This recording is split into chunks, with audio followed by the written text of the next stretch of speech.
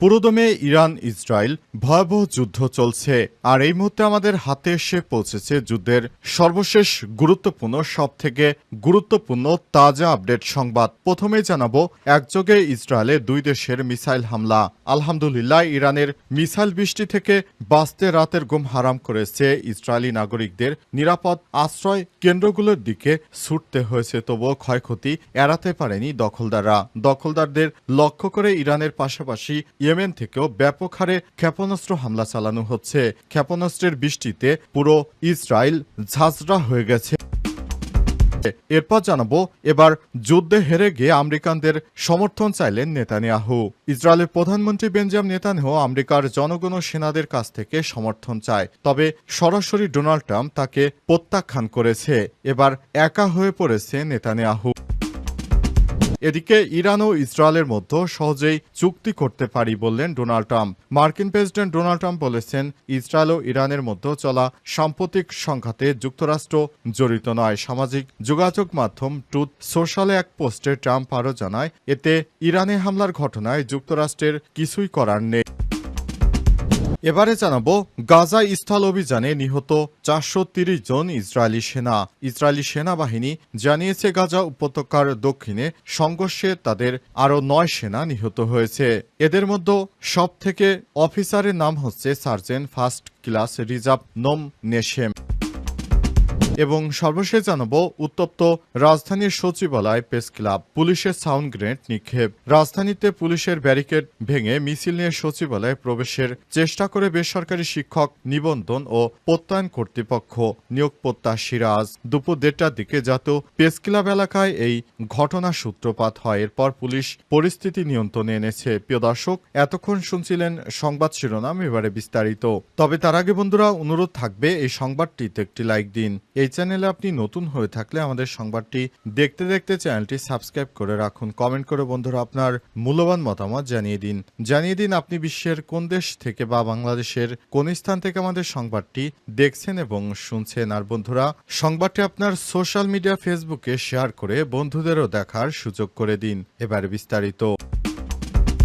American সমর্থন চাইলেন Netanyahu, প্রত্যাখ্যান ট্রাম্পের। ইসরায়েলের প্রধানমন্ত্রী বেঞ্জামিন নেতানিয়াহু যুদ্ধে হেরে গিয়ে এবার আমেরিকার জনগণ ও সেনাদের থেকে সাহায্য চাইছে। এক ভিডিও বার্তায় তিনি মার্কিন প্রেসিডেন্ট ডোনাল্ড ট্রাম্পের জন্মদিনের শুভেচ্ছা জানান এবং যুক্তরাষ্ট্রের সেনা ও জনগণের প্রতি কৃতজ্ঞতা প্রকাশ করে। খবর বিবিসি বাংলার। নেতানিয়াহু বলেছে, ইসরায়েলি সেনারা মধ্যপ্রাচ্যের স্বাধীনতা রক্ষা করছে। তিনি ইরানকে অত্যাচারী হিসেবে উল্লেখ করে বলেছেন, ইসরায়েলি ক্ষেপণাস্ত্র না নিলে ইরান তাদের মদতদাতারা হামাস ও হিজবুল্লাহকে পারমাণবিক অস্ত্রে সজ্জিত করতে পারে। আমেরিকানদের তিনি বলেন, আমাদের শত্রু আপনাদেরও শত্রু। আমরা এমন হুমকির মুখে আছি যা আজ না কাল আমাদের সবাইকেই বিপদে ফেলতে পারে। নেতানিয়াহু আরও জানান, যুক্তরাষ্ট্রের প্রেসিডেন্ট ডোনাল্ড ট্রাম্প আমেরিকান জনগণ ও বিশ্বজুড়ে অনেকেই ইসরায়েলের পাশে দাঁড়িয়েছে, তাদের সমর্থন ইসরায়েলের কাজ করছে।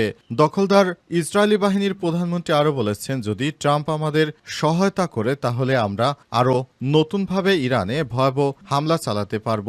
তার একটি কথা, সেটি হচ্ছে তিনি ইরানকে কোনোভাবেই ছাড় দিবেন না। তিনি ইরানের সমস্ত স্থাপনা ধ্বংস করে দিবেন। তা না হলে ইরান যদি একবার পারমাণবিক বোমা তৈরি করে ফেলে, তাহলে সেই বোমা কিন্তু হামাসের হাতে চলে যাবে, হিজবুল্লাহর হাতে চলে যাবে। আর সেই বোমার আঘাতেই দখলদার ইসরায়েলের প্রধানমন্ত্রী বেঞ্জামিন নেতানিয়াহু সহ ইহুদিরা নিহত হবে। আর এই ভয়ের কারণেই নেতানিয়াহু এখন যুক্তরাষ্ট্রের হাতে পায়ে ধরে কান্নাকাটি শুরু করেছে। তাদের এখন অস্ত্র এবং মার্কিন সেনাদের সহায়তার জন্য অনুরোধ করছে। তবে ট্রাম্প এক পোস্টে জানিয়েছেন, এখন তারা যুদ্ধের মোডে নেই। ট্রাম্প এখন আর নতুন করে কোনো যুদ্ধের ভিতরে যেতে চান না। তিনি তার সেনাদের এবং ইসরায়েলকে বলেছে যে, তোমরা ইসরায়েলকে সহায়তা করতে যেও না, আমরা নতুন কোনো যুদ্ধে জড়াতে চাই না। এমনিতে পৃথিবী জুড়ে একের পর এক নতুন নতুন যুদ্ধ লেগে যাচ্ছে। তারপরে আবার নেতানিয়াহু যে যুদ্ধ শুরু করেছে তার শেষ যে কোথায়, এটি এখনো দেখার অপেক্ষা।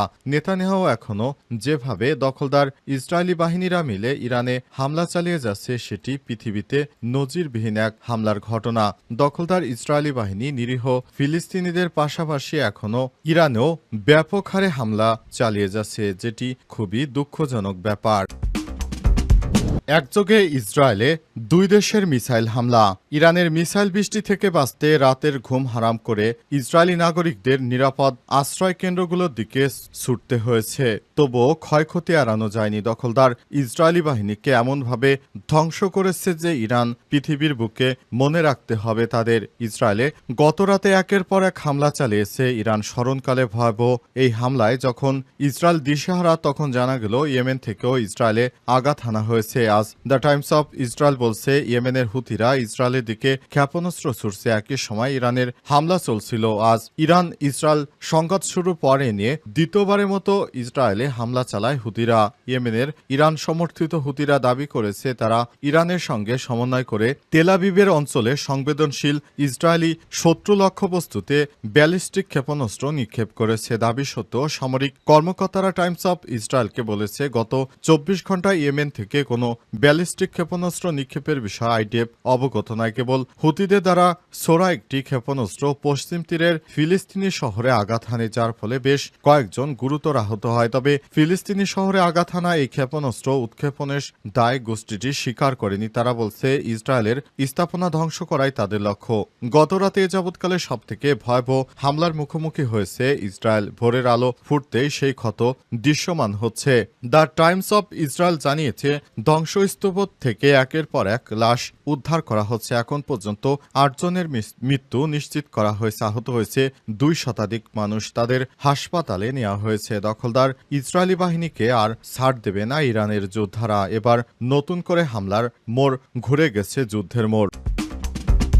ইরান ও ইসরায়েলের মধ্যে সহজেই চুক্তি করতে পারি বললেন ট্রাম্প। মার্কিন প্রেসিডেন্ট ডোনাল্ড ট্রাম্প বলেছেন, ইসরায়েল ও ইরানের মধ্যে চলা সাম্প্রতিক সংঘাতে যুক্তরাষ্ট্র জড়িত নয়। সামাজিক যোগাযোগ মাধ্যম ট্রুথ সোশ্যাল নেটওয়ার্কে এক পোস্টে ট্রাম্প জানিয়েছেন, আজ রাতে ইরানের হামলার ঘটনায় যুক্তরাষ্ট্রের কিছুই করার নেই। এর আগে ইরান হুঁশিয়ারি দিয়ে বলেছে, তেহরানে ইসরায়েলের একের পর এক হামলা বন্ধে যুক্তরাষ্ট্র ও মিত্র দেশগুলো কোনো সহায়তা করছে না। ইসরায়েলকে সহায়তাকারী দেশগুলোকে হামলার হুঁশিয়ারি দিয়েছে ইরান। এই প্রসঙ্গে ট্রাম্প বলেন, ইরান যদি আমাদের উপর কোনো ধরনের কোনো উপায় হামলা করে, তাহলে যুক্তরাষ্ট্র সশস্ত্র বাহিনী এমন তৎপরতা চালাবে যা আগে কখনো দেখা যায়নি। তিনি আরো বলেন, তবে আমরা সহজেই ইরান ও ইসরায়েলের মধ্যে চুক্তি করতে পারি। আমরা সহজে যদি চুক্তি করি, তাহলে এই দুই রাষ্ট্রের মধ্যে কোনো সমস্যা থাকবে না। কিন্তু যুক্তরাষ্ট্রের প্রেসিডেন্ট ডোনাল্ড ট্রাম্প এবং ইসরায়েলের প্রধানমন্ত্রী বেঞ্জামিন নেতানিয়াহু এখনো কোনো চুক্তি করেনি। তারা এমনভাবে তাদের কার্যক্রম চালাচ্ছে যাতে করে ইরান ভবিষ্যতে আর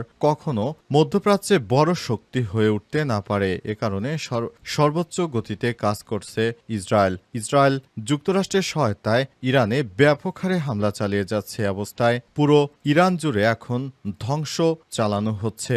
ইসরায়েল বাহিনী এখনো যেভাবে হামলা চালিয়ে যাচ্ছে, তাতে করে নিরীহ ইরানিরা এখন অনেকেই